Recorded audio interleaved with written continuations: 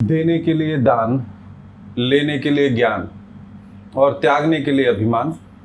मैं विकास त्रिपाठी, क्या कहती है कुरान में आप सभी लोगों का स्वागत करता हूं और अपनी जनता की तरफ से स्वामी जी का भी हृदय तल से स्वागत करता हूं। जय हिंद। स्वामी जी, क्या कहती है कुरान में? हमारे कई ऐसे मित्र हैं इस्लामिक जिन्होंने एक क्वेश्चन किया है आपसे, बताइए कि स्वामी जी को जब इतना ज्ञान है कुरान के बारे में, तो उनसे एक क्वेश्चन ये भी पूछिएगा कि कुरान के सारे अध्याय बिस्मिल्लाह से शुरू होते हैं। हाँ जी, एक नहीं होता।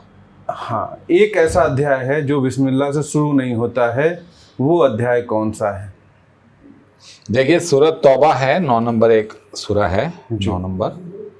उसमें बिस्मिल्लाहिर्रहमानिर्रहीम जो ये शुरू में बोलते हैं कि शुरू अल्लाह के नाम से जो बड़ा दयालु और बड़ा रहीम और बड़ा कृपालु है। अच्छा, तो ये 114 चैप्टर्स हैं कुरान के, तो उसमें एक 9 नंबर चैप्टर है सूरत तौबा, उसमें ये नहीं है। अच्छा, उसके पीछे देखिए कारण, तो एक्चुअल कारण तो अल्लाह जानते हैं हर चीज़ का, सीनों की बात और ये और वो जो भी कुरान कह रही है, जो भी हमारे दिलों में है, तो इसमें नहीं आ रहा, क्योंकि इसमें अल्लाह कहीं ना कहीं इस्लाम वालों से कहीं ना कहीं अल्लाह दुखी हैं। उस दुख को उन्होंने व्यक्त भी किया है। इस उसकी अपनी फाइंडिंग, जो ब्राह्मण व्यक्ति जो 6 अक्टूबर 2016 की रात अल्लाह से मिला है, जिसके साथ मेराज यात्रा हुई, भगवान से सशरीर गया, सशरीर मिला, पूरी कायनात 125 बिलियन लाइट ईयर बड़ी है, तो ब्रह्मांड में भगवान का साइज, जिसे अल्लाह बुला रहे हैं, 325 बिलियन लाइट ईयर बड़ा है, वो उससे 2.5 गुना बड़ा है पूरे ब्रह्मांड से। तो जब वो लौट कर आया तो उसने फिर सारी चीज़ों का अध्ययन किया, उससे पता चला। तो देखिए, जो उसकी अपनी फाइंडिंग है कि इसमें सूरह 9 में आयत नंबर 107 पे अल्लाह कह रहे हैं कि देखिए, जिन्होंने मस्जिदें बनाई नुकसान पहुंचाने को, पब्लिक को नुकसान पहुंचाने को, जिन्होंने मस्जिदें बनाई और ईमान वालों में तफरका और कुफ्र पैदा करने के लिए। तो देखिए, ये आयत को बड़ा गहराई से समझना पड़ेगा। और फिर आगे लिखते हैं कि फिर उन मस्जिदों में कसमें खा खा कर अल्लाह की बोलेंगे कि हमने तो नेक काम के लिए मस्जिदें बनाई हैं। तो देखिए, अल्लाह को कितना, अल्लाह को दुख तो खैर वर्ड नहीं आ सकता, क्योंकि जो इतना बड़ा आदमी है वो, उसके लिए दुख तो शब्द नहीं, वो तो हमारे कर्मों को देख रहा है, वो तो बस लपेट के जब पहुंचेंगे तब वो हिसाब करेगा हमारा। तो देखिए, अल्लाह मगर कहीं ना कहीं इसमें अल्लाह ने बिस्मिल्लाह इसलिए नहीं लगाया इस आयत की शुरू में कि अल्लाह इस्लाम की इस आयत में, इस सूरे में इस्लाम की पोल खोल रहे हैं कि जिन्होंने, 107 नंबर आयत में आता है, जिन्होंने मस्जिदें बनाई नुकसान पहुंचाने को। अब देखिए, मस्जिदें कौन बनाता है पहले तो ये बताइए? क्रिश्चियनिटी बनाती है? नहीं। बौद्ध बनाता है, सनातन धर्म बनाता है, जैन बनाते हैं, सरदार बनाते हैं, सिख बनाते हैं। कि मस्जिदें कौन बनाता है? इस्लाम वाले जी। अल्लाह कह रहे हैं मस्जिदें बनाई नुकसान पहुंचाने को, और ईमान वालों में, और तफरका करके वर्ड है, मतलब एक डिस्प्यूट पैदा करने के लिए और कुफ्र के लिए। तो देखिए, जो बार बार वो व्यक्ति कह रहे हैं कि इस्लाम के खिलाफ लिखी हुई है कुरान, इस्लाम के खिलाफ, इस्लाम में, कुरान में इस्लाम को ही काफिर बताया जा रहा है और ईमान वाले, नॉन इस्लामिक को ईमान वाला बताया जा रहा है। तो देखिए, इसी आयत में आगे लिखा हुआ है कि ईमान वालों में कुफ्र और तफरका फैलाने के लिए। तो इसका मतलब मस्जिद बना रहे हैं अल्लाह वाले, इस्लाम वाले, और ईमान वालों में डिस्प्यूट पैदा करने के लिए, ईमान वालों को धमकाने के लिए, ईमान वालों को बर्बाद करने के लिए मस्जिदें बनाई जा रही हैं। तो ईमान वाले कौन हो गए? एक तो इस्लाम वाले, एक ईमान वाले। इस्लाम वाले बना रहे मस्जिदें और ईमान वाले उसमें उनके खिलाफ साजिशें बन रही हैं मस्जिदों में। आयतों में लिखा हुआ ये। तो अल्लाह को कितना उस वक्त, अल्लाह को मलाल हो रहा होगा, अफसोस ना बोलो तो, दुख ना बोलो तो, कि अल्लाह ने सोचा कि इस चैप्टर के आगे मैं अगर बिस्मिल्लाह लिख दूंगा तो लोगों का विश्वास, संसार का विश्वास उठ जाएगा कुरान के ऊपर से कि भाई अपने ही आदमियों की गलती आप बता रहे हैं और उसमें भी आप लिख रहे हैं शुरू अल्लाह के नाम से बड़ा दयालु।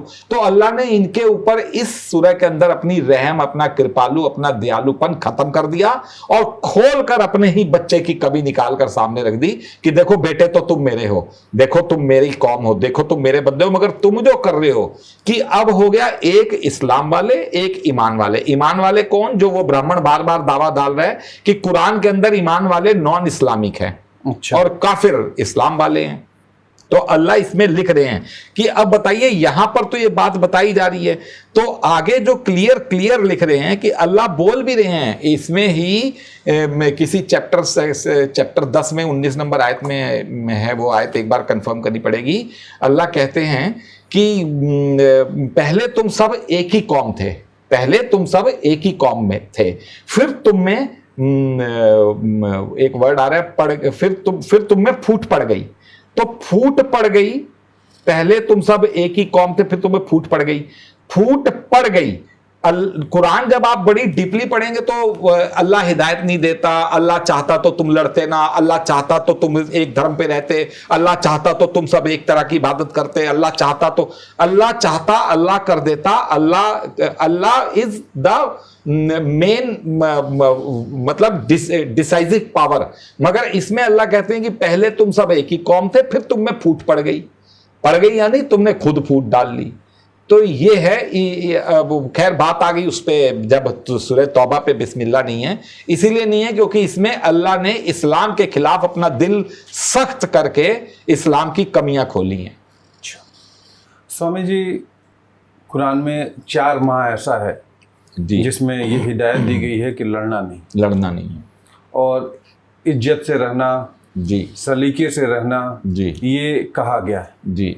लेकिन जैसा आप देख रहे हैं कि मुसलमान हर उस देश में सुखी है जहां इस्लामिक देश नहीं जी, और ये अपने संघर्षरत प्रयासरत हमेशा रहते हैं। और देखिए कि वो जिस देश में को दोषी ठहराते हैं, जो देश इस्लामिक नहीं है, जहां मुस्लिमों की लीडरशिप नहीं है, ये वहां सुखी हैं, तो ये अपने आप को दुखी कर रहे हैं आपस में एक दूसरे को लड़ा के। ऐसा क्यों? देखिए, जब कुरान की जो भूतों को एक हिंदू धर्म में एक वो है, जो भूतों को पूजे सो भूतों को पावे, जो देवों को पूजे सो देवों को पावे जी। तो देखिए, कुरान जो है ये इसमें से भूत निकाल के, कुरान के भूत तो है नहीं कुरान में, मगर ये दूत को ही भूत समझ के ये कुरान को भूत के रूप में पूज रहे हैं। तो जब भूत के रूप में पूज रहे हैं तो भूत, जब कत्ल समझ रहे हैं कि कत्ल करो और काफिर को मार डालो, काट डालो, तो फिर इनको वही चीजें, ये तो यूनिवर्स में बताते हैं ना कि जो आप देते हो वो पलट कर आपके पास आता है, इसलिए तो धरती गोल है। तो ये तो आपको मालूम है कि जो आप देते हो वो लौट कर आता है। तो जब आप कत्ल देते हो तो कत्ल ही आपकी तरफ लौट के आएगा। गाय को काट रहे हैं, ऊंट को काट रहे हैं, मतलब ऐसी चीजें, वो छोटे छोटे जानवर तो चलो खा पी लो जैसे भी है, वो हालांकि उसको भी मना कर रखा है। तो देखिए, आप जो इसमें लौट कर आते हैं, इस पे सवाल के ऊपर कि 4 महीने आपने कहा। अब देखिए, 4 महीने सनातन धर्म के अंदर एक चतुर्मासा है, आपको मालूम है? चतुर्मासा है।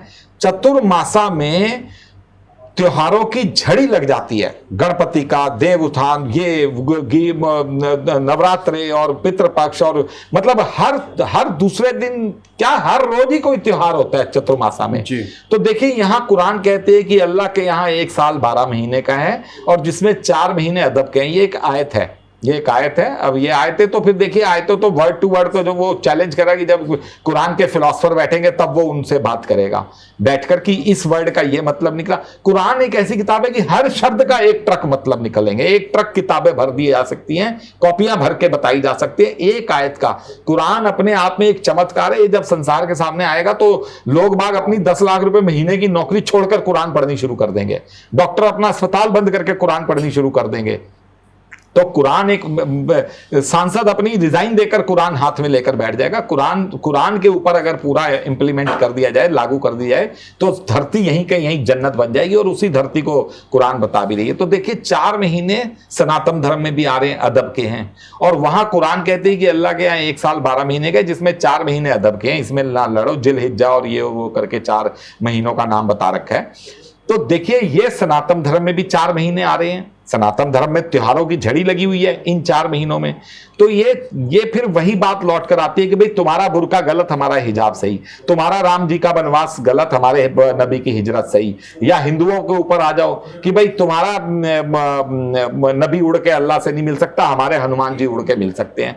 तो ये लड़ाइयां एंडलेस हैं। 4 महीनों का जो वो कुरान में जिक्र है, उन्हीं 4 महीनों का सनातन धर्म में जिक्र है। ये 4 महीने वाली बात बिल्कुल ठीक है। 4 महीने अदब के हैं, जिसको चतुर्मासा, चौमासा सनातन धर्म भी बुला रहा है। तो धर्म सब एक है, भगवान सब एक है, ये बस मनों का और समझने का बिखराव हो गया। स्वामी जी, इस्लाम अपनी कौम के अलावा जी किसी दूसरे कौम को मानने के लिए तैयार ही नहीं, जबकि आप बार बार कहते हैं कि कुरान अपने आप में परिपूर्ण पुस्तक है। जी जी जी। तो क्या कुरान में ऐसी कोई समाधान नहीं है कि वो अपनी कौम के अलावा और भी कौमों को अपना भाई माने? देखिए, इसमें एक आयत आती है सूरह 6 में 134 नंबर आयत, कि बड़ा गनी है वो अल्लाह जिस मर्जी चाहे कौम को हटा दे और जिस मर्जी चाहे कौम को लाकर बैठा दे। तो एक तो अल्लाह ने सारी कौमों को सर्टिफाइड कर दिया इसमें, ठीक है। और एक जगह अल्लाह कहते हैं कि फिर मैंने तुम्हें दूसरी कौम में पैदा किया, ये भी आयत सर्टिफाइड करती है दूसरी कौमों को। फिर अल्लाह एक जगह कहते हैं कि सब कौमों को मैंने सब अपने अपने सारे जो अपने स्वधर्म है उनके सुहावने बना दिए। यहां पर भी अल्लाह कहते हैं सारी कौमें सही हैं। एक आयत में तो कहते हैं तुम चाहे ईसाई हो, चाहे सबाई हो, चाहे तुम इस्लाम वाले हो, चाहे तुम यहूदी हो, चाहे तुम कुछ हो, तुम आखिरात में विश्वास रखो, अल्लाह में विश्वास रखो।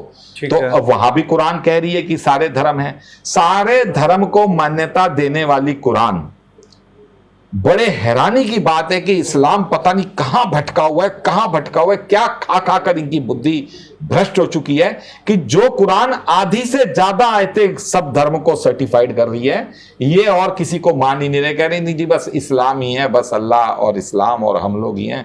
तो ये कुरान, ये इस्लाम की बहुत बड़ी गलती है। कुरान को जब ये सीने से लगाएंगे, माथे से लगाएंगे, अल्लाह से हाथ पैर जोड़ेंगे, अल्लाह हमें भी हिदायत दो, तो इन्हें हिदायत मिलेगी।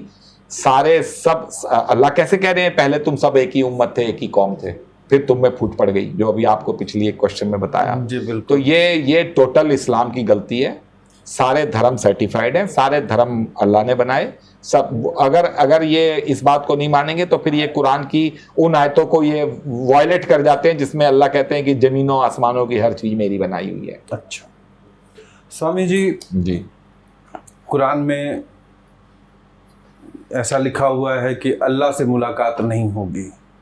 हाँ, ये देखिए अल्लाह किसी से अन्य कौम की ये क्या रहस्य है? मतलब अन्य कौम को जो है अल्लाह से नहीं मिल सकता, ये ऐसा कुछ इस्लाम में डिस्प्यूट। देखिए एक ये तो बार बार बताया ही जा रहा है कि ये बात तो बार बार आ ही रही है कि सारी कौमें सर्टिफाइड हैं, अल्लाह सब कौमों को मान रहे हैं, कुरान सब कौमों को मान रही है, ये इस्लाम वाले भटके हुए हैं जी। अच्छा, वो कुरान भी बता रही है कि ये भटके हुए हैं। तो देखिए एक आयत अगर कोई उठाई जाए तो चैप्टर 10 में इनके एक है 45 नंबर आयत, उसमें अल्लाह कहते हैं कि वो दिन भी क्या खूब होगा जिस दिन ये सारे घेर घार के जमा किए जाएंगे। अच्छा। फिर इन्हें हक पता चलेगा, मतलब सच्चाई पता चलेगी। जो इस प्लेटफॉर्म की बातें जब आएंगी संसार में कि एक ब्राह्मण में राज यात्रा कराया, अल्लाह से मिलाया 6 अक्टूबर 2016 की रात को 40 सेकंड, उसके बाद कोरोना आ गया, जैसा कि कुरान में लिखा हुआ है कोरोना की, फिर उसके बाद एक बीमारी आएगी। फिर वो दिन भी क्या खूब होगा जिस दिन ये घेर घार के जमा कर लिए जाएंगे, फिर इन्हें हक पता चलेगा, फिर ये कहेंगे हाय घर हम तो दुनिया में एक घड़ी रहे, ये एक दूसरे को वहां पहचान लेंगे। और फिर ये इसकी लास्ट में लिखा हुआ है एक बहुत सुंदर लाइन कि ये सब मिलकर अल्लाह से मुलाकात को झूठा साबित करने में लगे रहते थे। तो देखिए इस आयत को जब आप खोल के देखें, एक ही आयत पे डिस्कस करते हैं, ऐसी तो मल्टीपल आयतें हैं, मगर इसमें अल्लाह कहते हैं कि एक क्या वह दिन भी क्या खूब होगा। खूब होगा मतलब जब ये 6, 10, 16 की न्यूज संसार में लागू हो जाएगी, पता चल जाएगा कि प्रॉफिट मोहम्मद लास्ट नबी नहीं थे, वो एक अपने परिवार को लागू करके अपने अपने कुनबे में रायता फैलाकर धरती पे वो चले गए। क्योंकि वो व्यक्ति जब अर्श में गया तो सबसे पहले ब्राह्मण व्यक्ति के दिमाग में यही डाला गया कि प्रॉफिट मोहम्मद ने धोखा क्यों दिया। ये बात उसने वो जो ब्रह्मांड से कायनात से 2.5 गुना बड़ा आदमी था, तो उसने ये बातें जब उसके दिमाग में डाली तो कोई बात है ना कि भगवान ने उसको मैसेज दिया कि प्रॉफिट मोहम्मद ने क्यों ये सब काम। उसके वर्ड टू वर्ड उसके दिमाग में क्या डाला गया था, ये तो जब वर्ल्ड की जब टॉप एजेंसियां बैठेंगी उसके सामने, वो तो बार बार कह रहे हैं मेरा ब्रेन टेस्ट करा लो, नार्को टेस्ट करा लो, लाई डिटेक्टर करा लो, वर्ल्ड की किसी खुफिया एजेंसी जांच करा लो, फांसी पे लटका दो अगर मैं ब्रेन मैपिंग करवा लो अगर मैं झूठा हूं तो देखिए उसमें जो एक आयत आती है कि ये एक दूसरे को पहचान लेंगे, यानी ये जो अल्लाह से मुलाकात को मना करते हैं, यानी कि जी क्रिश्चियनिटी नहीं मिलेगी अल्लाह से, सनातन धर्म नहीं मिलेंगे, सिख वाले नहीं मिलेंगे। तो लास्ट की लाइन कहती है कि अल्लाह से मुलाकात को झूठा साबित करने में जोर लगाते रहते थे। तो ये अल्लाह से मुलाकात को इस्लाम वाले ही तो जोर लगा रहे हैं ना कि तुम नहीं मिलोगे, तुम भी नहीं मिलोगे। और फिर बीच में अल्लाह इसी आयत में लिखते हैं ये एक दूसरे को पहचान लेंगे। तो दाढ़ी वाले को अब देखिए गोरा गोरे को, स्विट्जरलैंड वाला कोई अमेरिका वाले को पहचान सकता है? नहीं पहचान सकता, वो पैंट कोट टाई में वो होगा पैंट। हालांकि पहचान जाते हैं ये एक दूसरे को, जैसे हम लोग पहचान जाते हैं पहाड़ी है, नेपाली है, ये साउथ इंडिया का, तो पहचान वो भी आपस में जाते हैं। मगर कहीं कॉमन दो अगर गोरे खड़े हो तो पहचान है नहीं, दो बुरके वालियां खड़ी हो तो फट से पहचान जाएंगी ये अल्लाह वाली है। वरना कोई मलेशिया की औरत खड़ी और कहीं कोई सिंगापुर की खड़ी हो तो पहचान जाएगी एक दूसरे को।